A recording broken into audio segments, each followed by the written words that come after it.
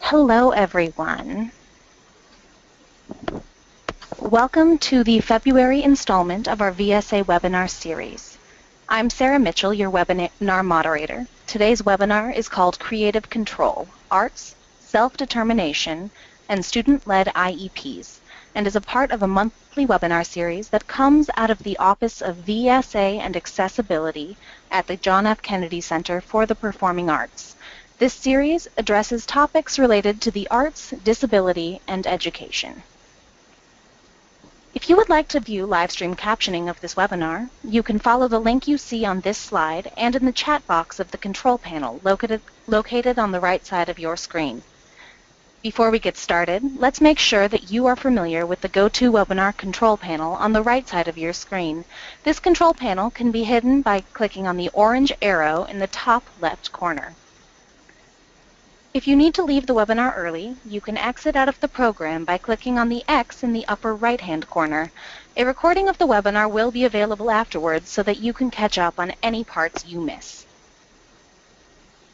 Make sure that you have selected either telephone or mic and speakers to correspond with how you are connecting to the webinar. If you're calling in from your telephone, please make sure that you mute your computer speakers. You have the ability to submit or answer questions using the chat pane located near the bottom of the control panel. If you prefer to say the question instead of typing it, please click on the raise your hand icon in the control panel, and I will unmute your microphone during the questions portion near the end of the webinar. Otherwise, those questions will come directly to me. During the designated question and answer time at the end of the presentation, I will relay them to the presenters. Within the week, we will send out a follow-up email with a link to the recording of today's presentation, a copy of the PowerPoint presentation, and a copy of the webinar transcript. This means you don't need to frantically scribble down notes during the presentation. Instead, you can go back to watch the recording and review the supplemental materials. I'd like to invite you to join us next month for Poetry in Motion, a poetry dance play for the middle school special education classroom, on Tuesday, March 8th at 3 p.m. Eastern Time. If you haven't already, you can register for it right now by clicking on the link in the chat pane. If you're active on social media, I invite you to connect with us using hashtag VSAWebinar. On Facebook, we are VSA International, and on Twitter, we are at VSAINTL. My colleague, Courtney, will be live tweeting during the webinar, so if you are active on Twitter, please say hi to her over there. She would love to engage with you. And with that, I will turn it over to today's presenters, Susan Opchen, Eliza Derrick, Nate Dearden, and Mo Thomas. Good afternoon, everyone. I am Susan Opchen. Welcome to the VSA webinar entitled Creative Control, Arts, Self-Determination, and Student-led IEPs. I'm going to minimize that so I think everyone now sees the same screen that I do. So again, my name is Susan Opchen. I am an arts and conflict resolution specialist with an organization called School Talk DC. I am delighted to be online today with my colleagues Nate Dearden from the Utah State Office of Education, Mo Thomas from Two Rivers Public Charter School, and Eliza Derrick from Eastern Senior High School. So this webinar came about as an extension of a presentation that the four of us worked on together last April in Washington, D.C. for a student-led IEP professional learning community meeting, which happened under the auspices of OSSI, which is the acronym for the D.C. Office of the State Superintendent of Education. And by way of a little bit of context, I just would like to let you guys know that Nate was the secondary transition specialist prior to being at the Utah State Office of Education. She was at OSSI. Sarah's helping me out here with a little technical difficulty. All right, we're going to present again, and we should be all set. Okay. I think it's under the under this. I see it. Okay. Okay. So while Nate was at OSSI, which you'll hear a little bit more about shortly in her part of the presentation, her portfolio included providing trainings and other resources to educators and administrators on secondary transition and student self-determination best practices, which included student-led IEP practices. So my organization, School Talk, we have partnered closely with NATE and OSSI over the years to support and coordinate many of those secondary transition-related programs that NATE oversaw. So School Talk's mission is to provide the DC special education community, including students, families, schools, government agencies, and community organizations, with conflict resolution programs and services to help all of those stakeholders constructively address each stage of conflict, from prevention to whole systems change.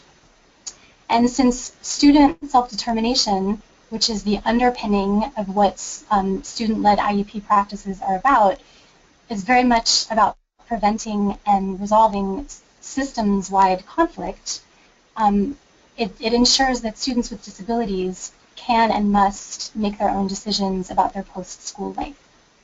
So under Mate's leadership at OSSI in 2015, School Talk helped to coordinate and convene this student-led IEP professional learning community, where educators like Mo and Eliza and others could have a space to learn together about these practices.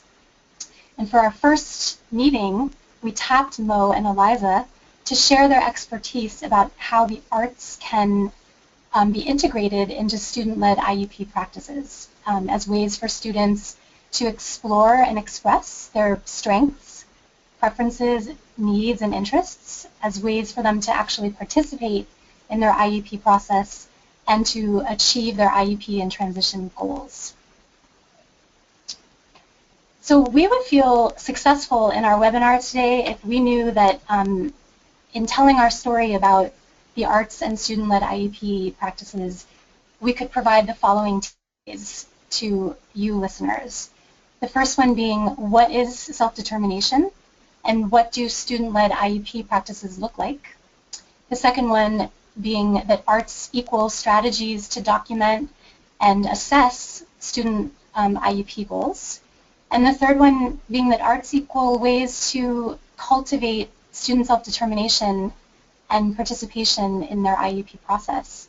But before we, you'll hear Nate and then Mo and Eliza cover each one of those three takeaways, and then afterwards we'll have time for some questions and contributions from you, which we're really looking forward to. But before we get started with the presentation, we thought we would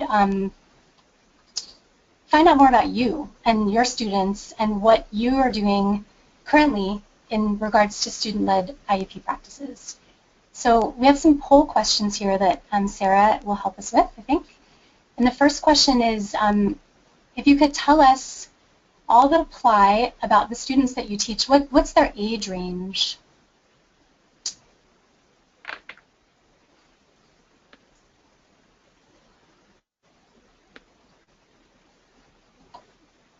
And Sarah, if you could help just so that we could see, I'm not seeing any poll results.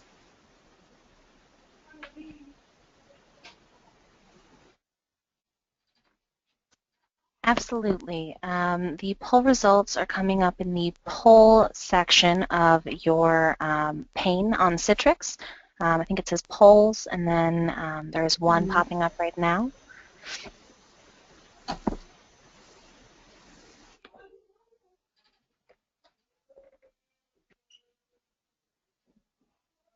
Okay, thanks. So we see many of them in the middle school years. So the next question is grades. What grades are you serving students?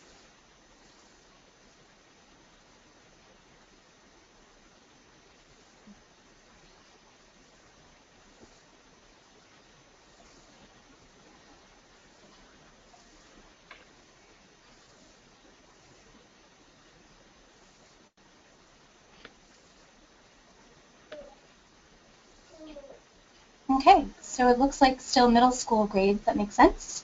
How about disability categories? We have sort of two separate questions here to make sure that we cover all of them. So we could see the disability categories that your students are.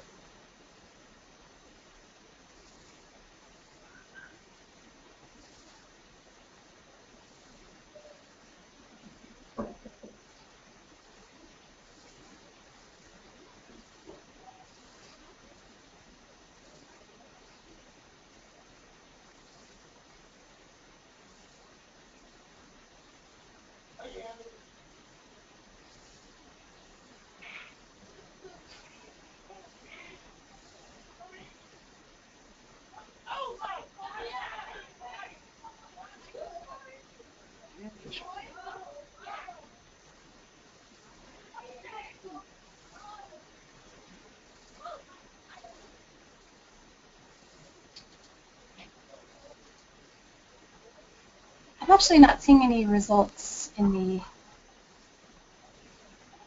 There we go. Our apologies for the technical difficulties. It seems to be going through right now.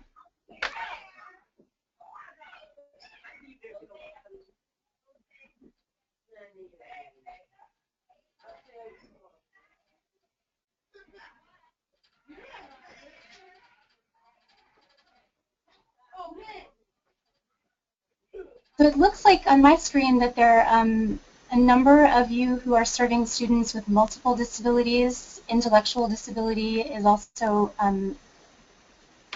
well represented. And we have a few more here.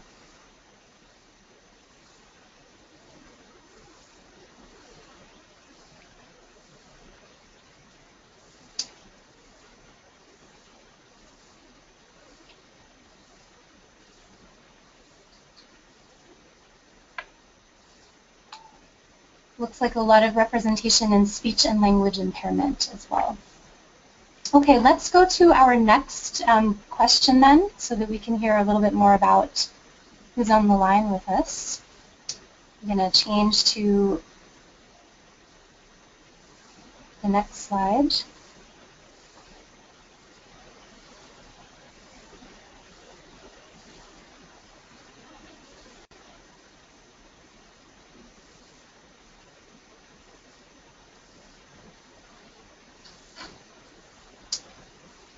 Okay.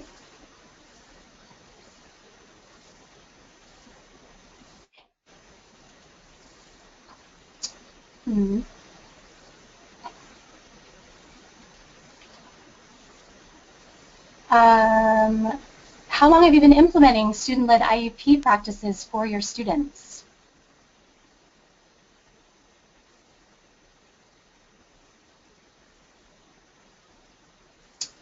Looks like many of you haven't started yet, which means there's lots to learn and talk about, so that's great. Next question. Who at your school, in addition to possibly you, is implementing student-led IEP practices?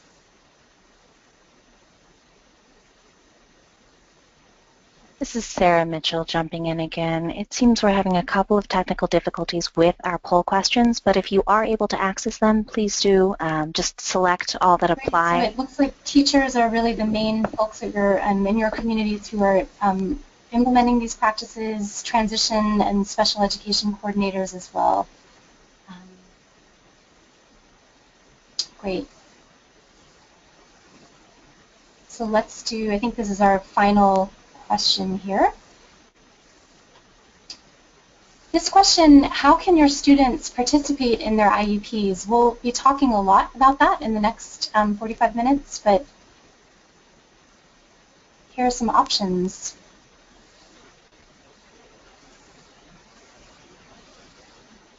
Knowing your students, how many can learn about their rights and the IEP process, how many can explore strengths and interests, preferences, and needs, how many can invite attendees to their IEP meetings, or role-play ways to participate and what to say.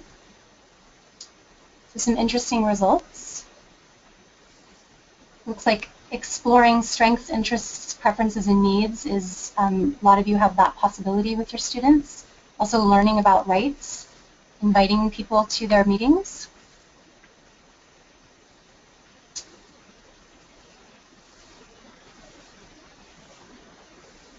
And here's another list of ways students can participate.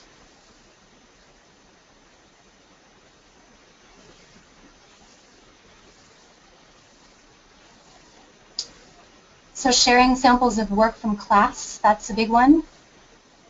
Reviewing IEP goals and progress towards them. Sharing transition goals.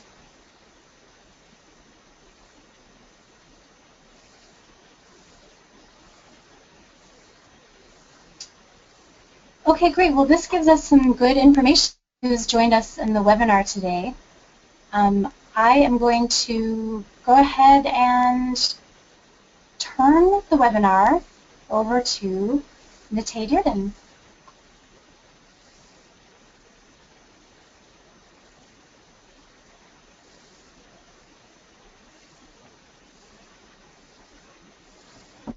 Nate, I believe you are on mute, but why don't you try unmuting yourself and hopefully we can hear you.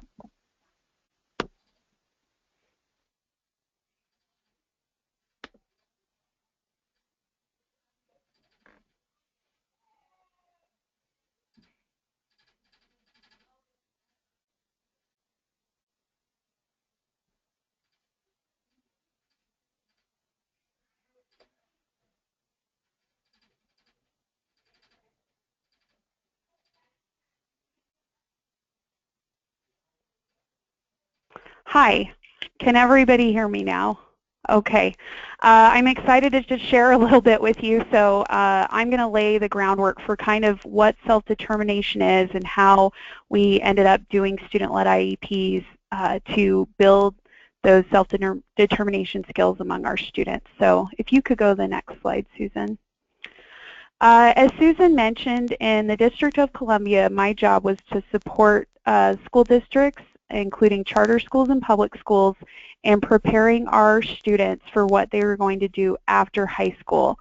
So it sounds like a lot of you are working with middle school youth and maybe some elementary. You may not be as familiar with the secondary transition planning requirements in the IDEA, but those requirements mean that for students ages 16 and older in some states and 14 and older in other states, that they have an extra part of their individualized education program that talks about what those goals are for after they leave us, and talks about things we need to be doing now to support them and prepare them for that.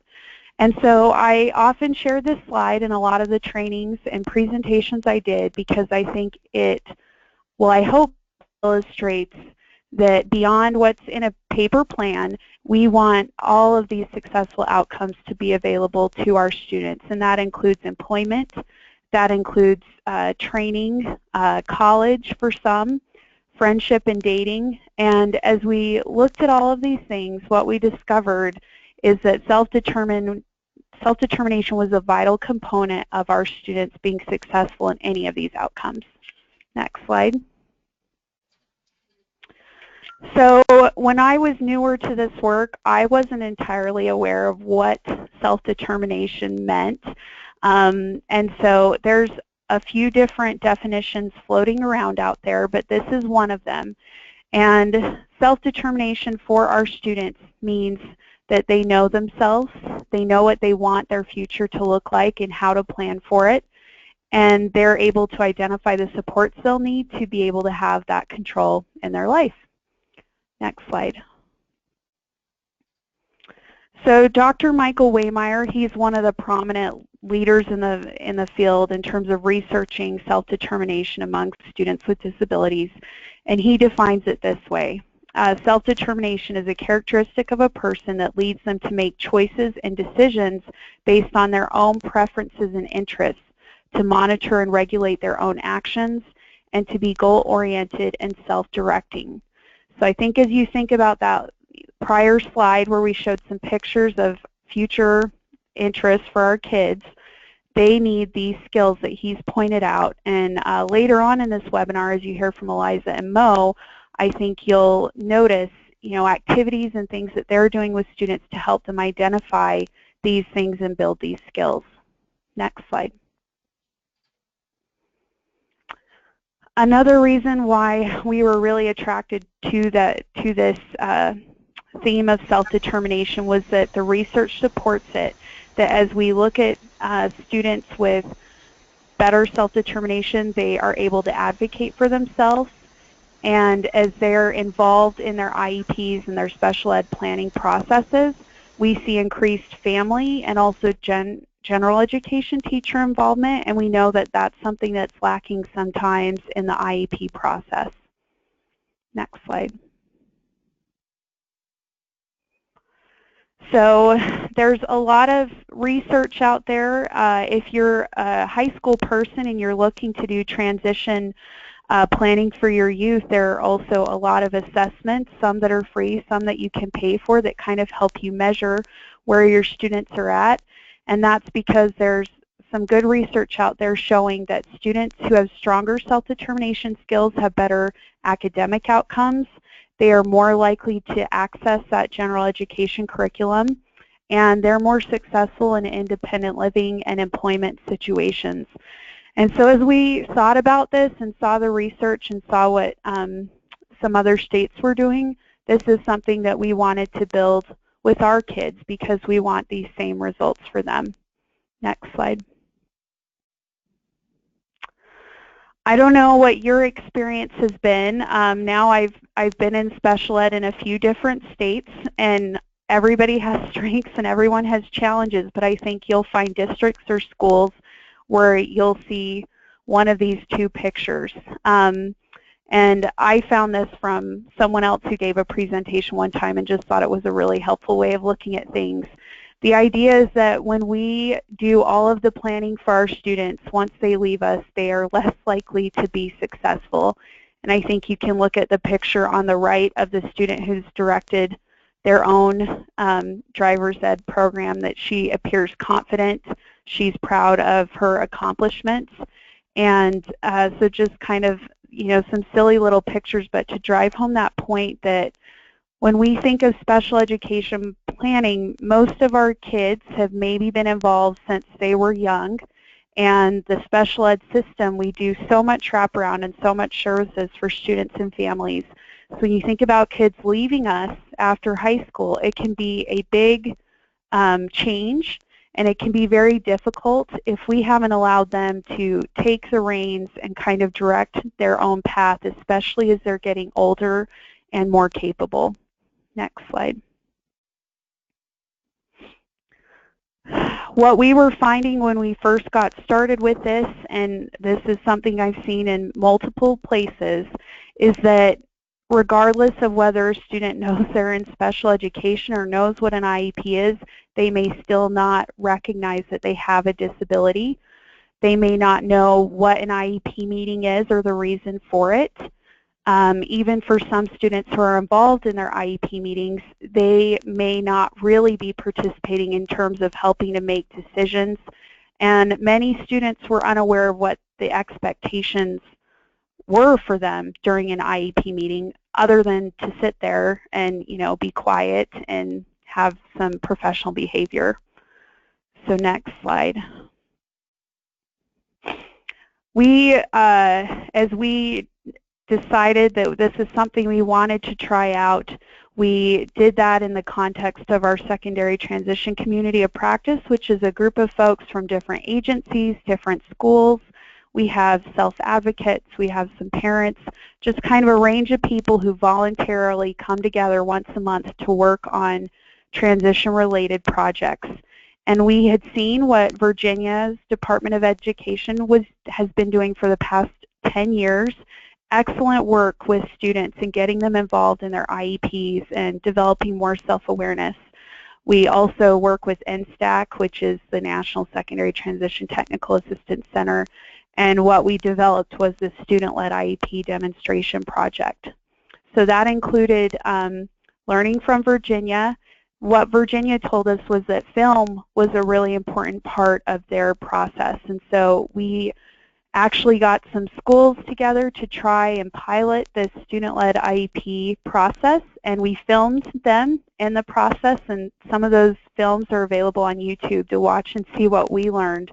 But Virginia's advice was that it helps folks to kind of break down stereotypes about how this could be difficult if they can see students and teachers and families being successful in this. Next slide. So one of the things we wanted to emphasize is that there's no one right way to hold a student-led IEP. When I did a lot of training, sometimes people would be really hesitant when they heard that term because they envision a student at the front of the room, you know, telling people who's going to talk next and driving the agenda. That's not necessarily true. What the message we're trying to share today and that we shared with our educators engaged in this is that let's look at finding creative ways to involve students in this process and to the point where they really feel like they have a voice. And for us that meant not just during the IEP meeting, it meant before and after all stages, because too often we feel if kids are involved, it may just be at that meeting. And for us, what we know is that IEPs are only successful if they're implemented and if progress is tracked and if we make changes along the way. And so the folks who really engaged in that in our pilot project and beyond found that, you know, that's the most valuable way to get kids involved, where they truly do have that leadership and decision-making role in an individualized way. Next slide. So again, we share the message that we believe this approach can be utilized from kindergarten to 12th grade. Virginia's been doing it for years. Other states across the U.S. have been too. It just looks different for different kids depending on how old they are and what their capabilities are. And I think that's kind of just illustrated in this graphic. So we can, well, the one thing I'll point out is it talks about requires investment in preparing students and parents. Obviously, this is going to take some more time than maybe what some folks were previously doing, and we believe it will only be successful if everybody works together as a team. But doing it will pay huge dividends within the IEP process and outside too, and I think the educators who have done it can testify to that. Next slide. So just another quote about how it needs to be individualized and based on the student's age, needs, and abilities. And just to kind of connect to how we got here today in terms of the arts piece, as we did a lot of trainings, we had educators come to us who worked with students who had more significant disabilities or challenges, a lot of teachers of students with intellectual disabilities, and so sometimes they would come to us and say, well, you know, in this video I see this student up at the front talking and leading, and I don't think my student can do that. And so what we did do is encourage our educators to have high expectations, but to also consider various ways in which students could express themselves, including the arts, including using assistive technology, photography. We really encourage people to broaden their horizons about which type of students could participate, and we believe they all can in some way. Next slide. This comes from Jim Martin, and he's another professor in the Midwest who specialized in some of this work, and this is something we share a lot too. He kind of developed this IEP participation spectrum. So again, earlier when I was talking about, you know, maybe perceptions of what comes to mind when you first hear student-led IEP, Jim Martin's approach is that there's this spectrum that you can see, and the writing's a little bit small, but you can see on the left side we have IEP meetings taking place without the student present, which I'm sure many of you have been a part of. And then if you look on the right side, you have the student presenting and taking responsibility for most of the process. It's my experience that most folks are probably somewhere in the middle, and that's okay. And so we thought this is a great visual representation we share with students, teachers, and families to show, You know, we don't care where you start. The idea is to increase participation in some way, and that's okay if you're not clear on the right end of the spectrum, but this idea that every student can participate in their own way. Next slide. So I think I'm done. I'm off the hook. But I just want to share that this work, I'm no longer in DC. I'm in Utah now doing dispute resolution. But Susan, some of her colleagues can also speak to even just how student involvement in the IEP process can benefit in dispute resolution in that context. And through all of the work that we did with transition and with special ed in DC, I feel like this has really helped to transform kind of the atmosphere that is sometimes at IEP meetings where we have, you know, a lot of conflict and litigation sometimes, and it's just kind of breathes life into that IEP process. When I see students getting involved, I see families more excited, I see teachers more excited to collaborate and work together, and I see the team viewing the child, you know, as an individual and coming out with better goals that are more personalized and really implementing those to help our kids be successful. So I really believe in this. I think it's also a lot of fun. So if you haven't tried it, I encourage you to do so. And these ladies are going to share some really cool ideas of how you can do that. So I'll turn the time over to, I think it's Mo. Is it? Okay. Thanks, Nate. Just to reiterate the idea around that participation spectrum, here at Two Rivers, we've taken a more holistic approach so that we're not just talking about necessarily the students' active participation within the IEP meeting itself, but also in the participation in the preparation and sort of in a post-meeting situation where they're actually tracking their goals and their progress along the way so that they are then ready to present the next year as it relates to their IEP goals.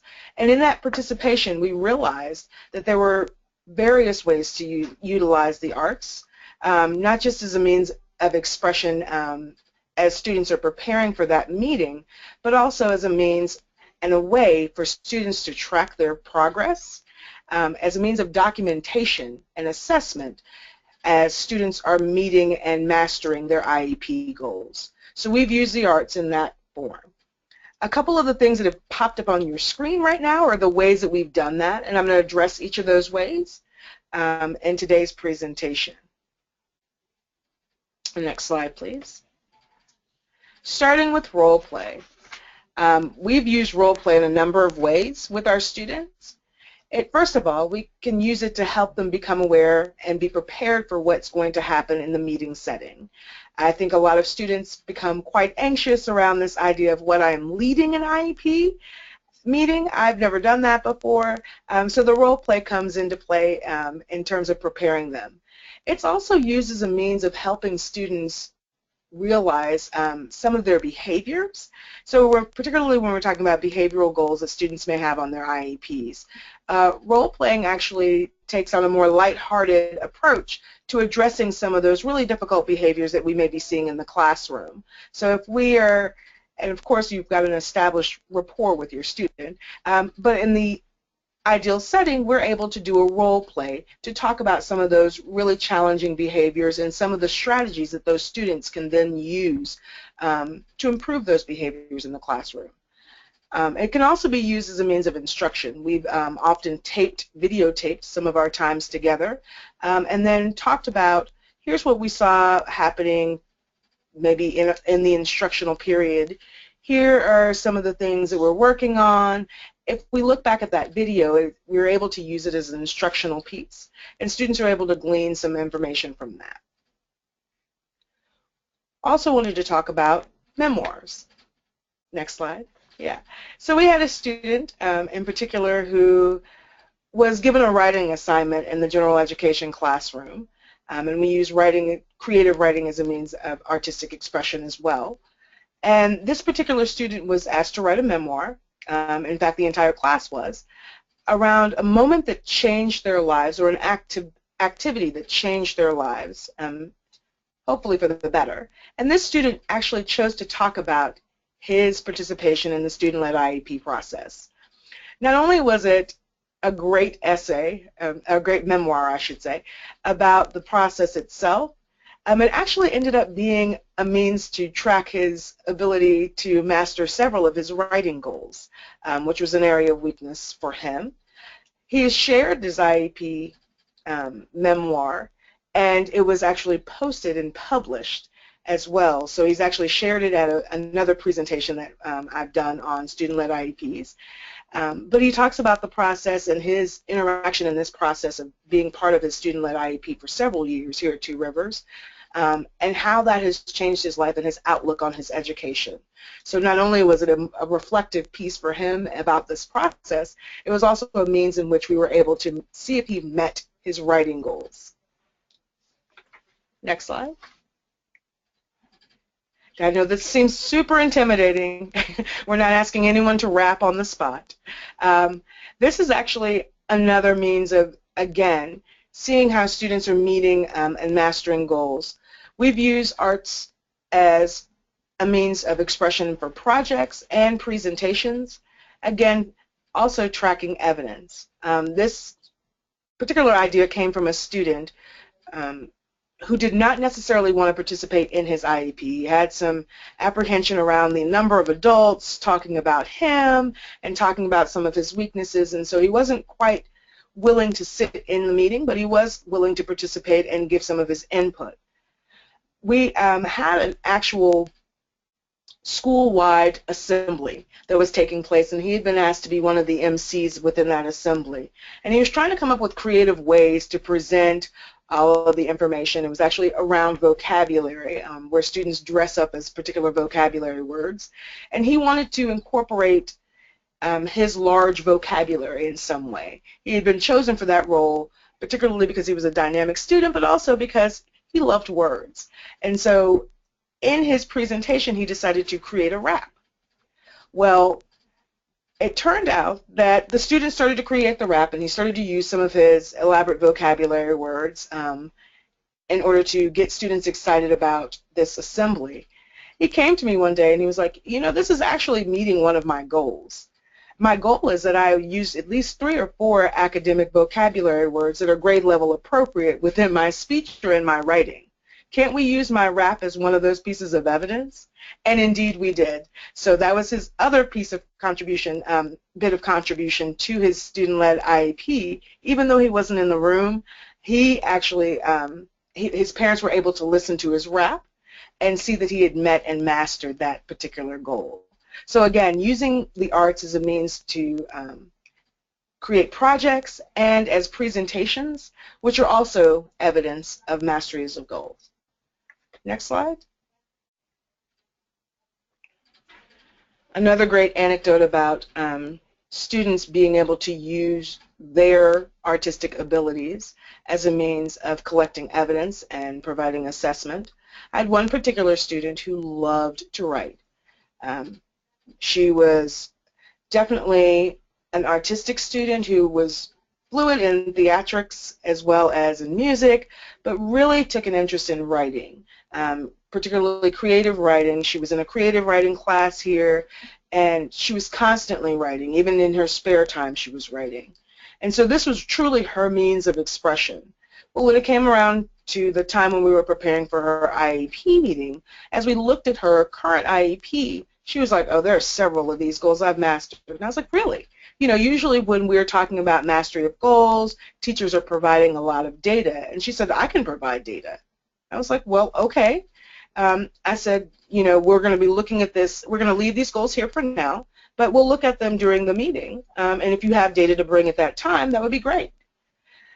It turns out that that student brought a manila folder full of all of her particular writings, her writing journal, as well as some of the writing samples from our English class that she was able to provide to the team to show the team that she had mastered those goals. So explaining to them that some of the things that she had mastered through the writing samples that we had given, but a lot of them that she was able to master in her own creative writing. So her personal expression ended up being a means for assessing whether she was mastering her goals or not.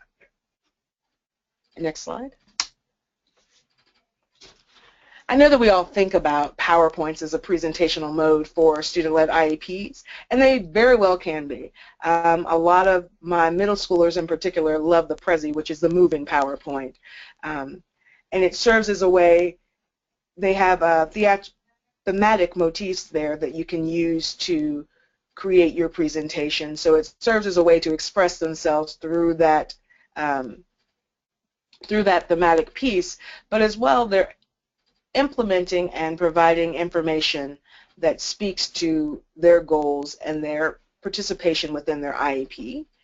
And we not only use it as a means for that presentational time during the meeting, but again, also as a means of being able to prepare thoughts, organize ideas, and present them in a formal manner, and being able to talk about things. I think a lot of students have relied on Prezis and PowerPoints when there's a bit of apprehension around presentation within a group setting. So if there's any speaking and listening grades that we're looking for in class, students will often say, may I express my ideas through a Prezi, versus having to speak the entire time. Maybe I can do some voiceover to this PowerPoint or Prezi presentation. And that often takes away some of the apprehension around speaking in public. Next slide. Now this looks a little bit faint, but you may be able to see on what is my left-hand side there's a puzzle, and on my right-hand side there is a hand. And we use these visual representations as symbolic ways to talk about self-awareness. So students are often in the preparation process, particularly if they've never participated in their IEP before, it's often easier to talk about their awareness of themselves. I know that someone mentioned talking about strengths, weaknesses, and what students need to be successful in the classroom. That is often our entry point in talking and preparing students for their student-led IEP. But oftentimes we can also use visual representations to do that as well. We talk about the puzzle as being the pieces of you. And so we ask students to fill each puzzle piece with something about themselves, something that they know about themselves. The same for the hand. Each finger represents some very important fact about you. And then we talk about the idea around what if one of those pieces was not there? What if the hand was missing some fingers? Would you still be the same person? Would you still be represented the same way? And we talk about how important it is to know all of the parts of yourself. And then we talk about if there's anything that has not been included within the puzzle or the hand that still represents those students. Again, this is an activity, a visual activity that's symbolic around the idea of them understanding themselves, but it does create a visual representation so that they can refer back to that at any time if they need to, just to remind themselves of the things that they know about themselves. It also helps them to understand what goals they have, their IEPs, and how they're going to meet and master those goals. Next slide. So I believe that's it for me as I've talked about all of the ways that you can utilize the arts in terms of collecting data, meeting student goals and on their IEP, and as a means of expression, as well as for the purpose of self-awareness. And now I'm turning it all over to Liza so she can talk about takeaway number 3. All right. Everyone hear me? Yes? All right, great. So for takeaway 3, we're going to be talking about the arts itself and how they can be used as different strategies for kind of creating that sense of self-advocacy and a student voice in their IEPs. I always like to kind of preface with my students as their teacher, as their case manager, that I myself am both an artist and visual and performing artist, and grew up with multiple disabilities, with dyslexia, with ADD, and it was through the visual and performing arts that I was able to find firsthand, my own sense of self, self-pride, self-advocacy, and so when I speak about these things, they resonate with me on a very personal level as well as a level as, an educator. So today I just want wanted to share with you a couple of different activities and results that I've been able to incorporate into my classes. I mostly work at the high school setting, but I work with our students on everywhere from our diploma track all the way to the certificate. So I have some students that will stay till age 22 and are really with our most severe level of intellectual disabilities, autism, nonverbal students, and really trying to give them a chance to find ways to use the arts to express things about them that otherwise either they wouldn't know or they wouldn't be able to communicate out to the outside world. So the first activity that I love doing are called identity boxes. Basically, you take your generic box. It could be a shoe box, it can be a little box, a big box. It's really kind of up to what supplies you have. And for this one, I really like to give creative control to the student to just decorate it, design it, work on creating a collage that somehow represents themselves, things that they like, that speak to them. I think these, for this particular set of identity boxes, we spray painted them first in metallic colors, which of course they loved. But then it also leads into an activity where they have to put 3 tangible objects inside the box and do a presentation in front of their class where they talk about what these objects mean. Obviously, I modified this for students that are nonverbal. But then the other piece that is incredibly crucial, I have a photograph coming up later that you'll see with all the projects, is following up with an artist statement. And again, this really ties into the writing piece and meeting writing objective goals like Mo was referring to, and not only allows for students to reflect back on their art and what they've learned, but to see both the art project and the process of art of writing as a process. You know, that this is about creating projects that are much more than just a, okay, we're going to sit down today, color a picture, you know, a worksheet, be done with it, and it's over.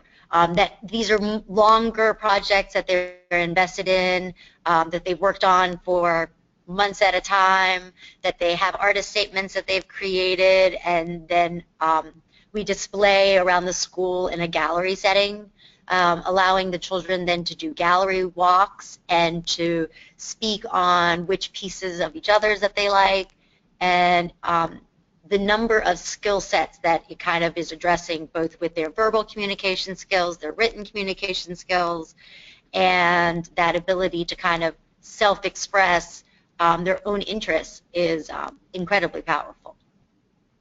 Next slide. So another activity, and this is again a little more geared for my high school students who are working on their transition goals, but we began doing digital vision boards this year. One of the things that's really great about this is it allows me to, one, it's opposed to just cutting and pictures out of a magazine in the collage style of the identity box. The vision boards, I mean, this they can create these on the computer, so that way I can assess, do they have basic computer skills down independently? Can they open a Word document? Do they know how to properly cut and paste and size a image onto a Word document? Can they add borders? Can they change fonts? Which seem like simple skills, but you know, as they move into high school and they're moving into more advanced writing expectations, to do it in a way that feels very non-threatening, but yet addresses, okay, you know, what what are some real possible career ideas that you're interested in? What are some colleges that you have considered, or the setting in which you might want to do some continued education, whether that's night school or a 2-year college or 4-year college, or you know, where do you still see yourself living? Do you want to be able to travel? And then I allow the students to bring this vision board into the meeting with them.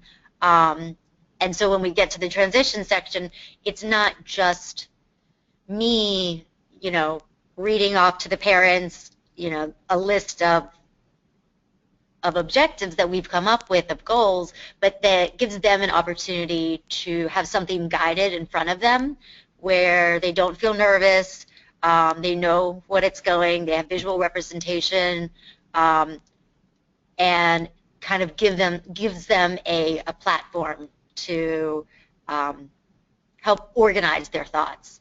The other thing that I really like with the vision board or the identity box art strategy is a lot of times students, especially with disabilities, might not consider themselves, they might have, you know, lack having strong fine motor skills and don't consider themselves to be good fine artists, and thus say, oh, I'm not creative, I'm not an artist, I can't draw. And it really helps take that level of pressure away, where you can begin to say, all right, well, I teach art, and I'm not a very good drawer or a painter, but I can still think in creative ways and organize my ideas in ways that make sense visually through pictures without having that pressure of, well, if I can't perfectly draw, then, you know, I'm not creative. Next slide. So again, here you can see just a little blurb of these were words of wisdom posters that they had to come up with using famous quotes that they illustrated, and you can just kind of see below in purple, those are all their artist statements. Just so you see that, again, this is something that we take not only and then explain to them with their artwork that they do, that it's something they should feel proud of. You know, it's not a scribble that you do once, but just like with our writing, we do rough drafts, we do, you know, graphic organizers, we edit, we re-edit, and then when our final project is, you know, done, that it should be something that they do feel proud about to hang on the walls, that other people can read, and I think that's been a really powerful thing, especially I also have taught an IB, International Baccalaureate course, in the past, and I know one of the most positive feedbacks I've gotten as a teacher one time is being stopped by an administrator to compliment me on the IB student artwork that had been displayed in the halls, and I had to correct the administrator and say, actually, no, that's the artwork that has been created by my self-contained special education students, but I'll make sure I pass on the credit to them too. So again, giving them an opportunity, giving students of any learning style or background an opportunity to feel empowered and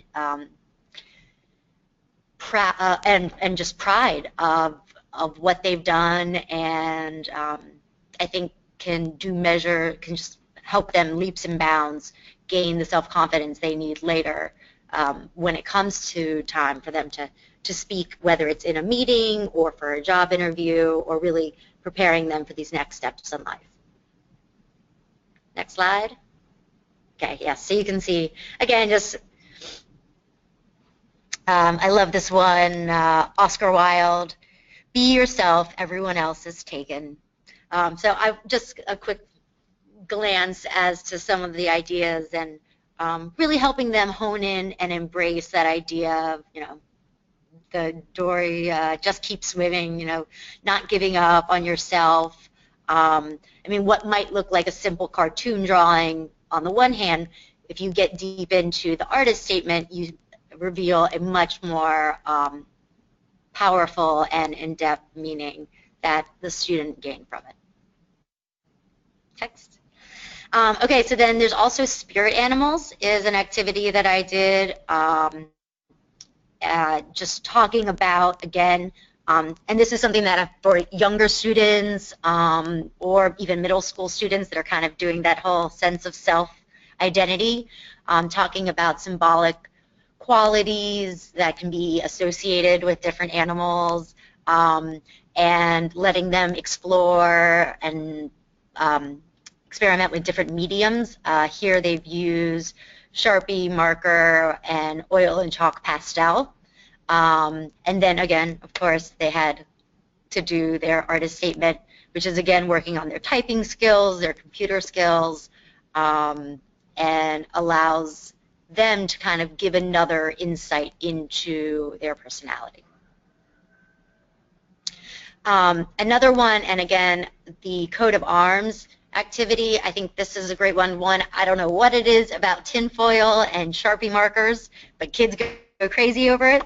The coat of arms is a really powerful one for family engagement, because whereas the other ones were more about the individual, this one kind of looks more about symbolic colors, shapes, images.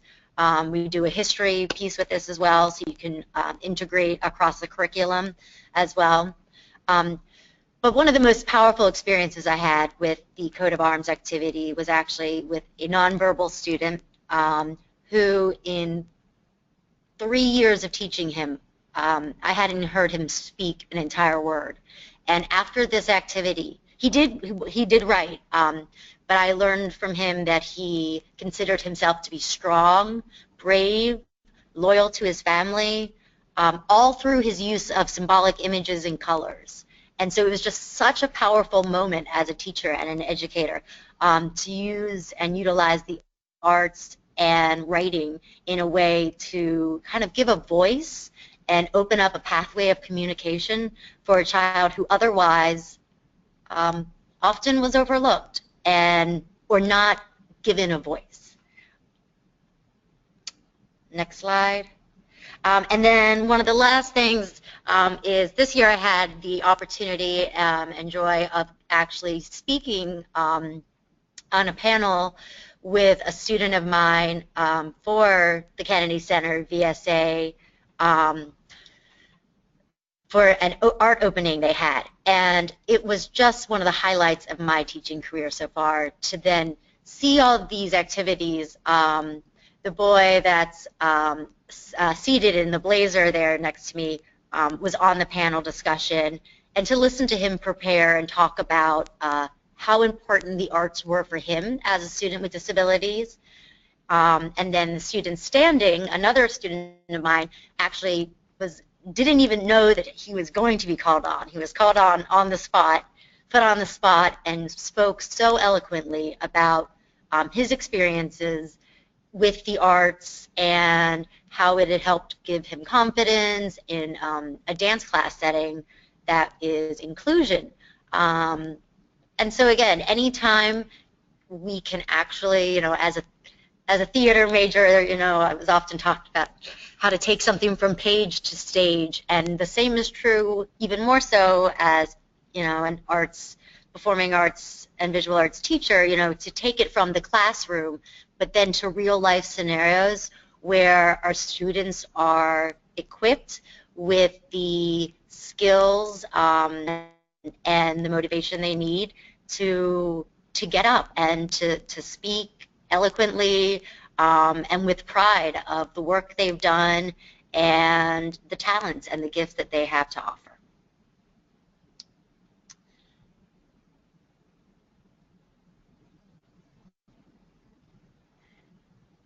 All right, so our experiences as educators, that this is not another add-on. It must be natural and it can't be forced. We also wanted to really hone in on the idea that this can be used as a modality for expression or as a means of evidence. Number 3, you are doing more than you realize. Please, we don't want anyone to feel like, that this stuff is overwhelming. If you really look back and think hard on what you're already incorporating into your classroom, it's already there, I'm sure. in all service of self-determination, self-awareness, self-advocacy, and self-expression, and sharing our ideas of our practice, but not limiting yours. So I know we are very close to time here, but we have time for questions as well, so I'll turn it over. Absolutely. This is Sarah again. Now, to our webinar participants who are still here, now is the time to either raise your hand or start writing your questions, if you haven't already, into the question box. Just for the moment, we have a couple. My first is for Eliza. You mentioned during the ID Boxes activity that you do modify the presentation component for students who are nonverbal. Could you talk a little bit more about that? What is it that you do? So, for example, in that section, the student, while he was nonverbal, he could write, and so I would allow him to have his written artist statement as a guide that I would photocopy and print out to the other students so they can read it as he was walk around and show it, or I would read it aloud for him. But it, again, you know, it really depends in the classroom what comfort level the other students are at. If you have multiple nonverbal students, you know, I have students now with limited vocabulary. I don't have anyone who's completely mute, but again, I do a lot with picture symbolism, color symbolism, allowing them to, you know, have visual pointing cues. But it really depends whether or not where they are in their written skills. If both are a limitation, then that's, again, trickier. But I you know, would suggest mostly using pictorially based communication then. Great, thank you so much. Our next question comes from Lisa Lawson, and I will let you use your best judgment on who this should go towards. For a district that is just getting started on this journey of student-led IEPs, is there a particular resource that you recommend to begin introducing the idea to staff, schools, and parents?